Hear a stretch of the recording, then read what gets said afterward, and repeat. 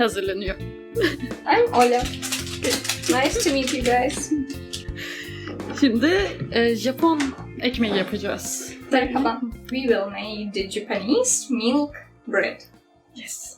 So what do we need? We need flavor, and the first rule is scales. We need really good scales, and flavor should be with a big percent of protein because it helps bread to grow better, to have interesting texture. Çok güzel ve çok yumuşak bir ekmek oluyor. Daha önce yaptım. So we put it in flavor and all dried ingredients. The next point is sugar. And the secret of this bread is dried milk. We need milk to be temperature of our body, about 36-7 degrees. Evet, beni de görmeniz gerekiyor.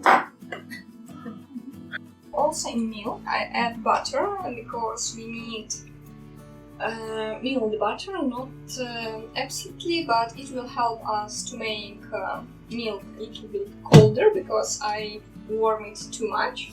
And so now we will wait a little bit and then check if temperature is good for us.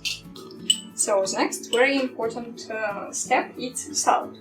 We don't put salt at once because we need mix dried and wet ingredients, then make some dough, and only after this we put salt because salt influence on reaction with yeast. Now I put wet ingredients to dry ingredients. This thing, but later I will make it by my hand. Böyle yuvarlıyoruz şimdi. Altlarına doğru sıkıştırdık birazcık. Toprak haline getirdik. Put it on 30 minutes also in warm place, and now we put oven 130 degrees and just wait. Our bread is grow. It's very beautiful and big and salty. You can look this. And now I use egg. So now we put it in oven for 25-30 minutes. It depends. We will look. We should check by this. It's ready.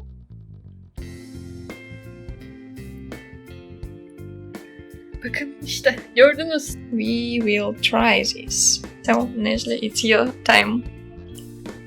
Çok güzel. Deneyin bakın. Gerçekten aşırı iyi. Bye bye. Bay bay.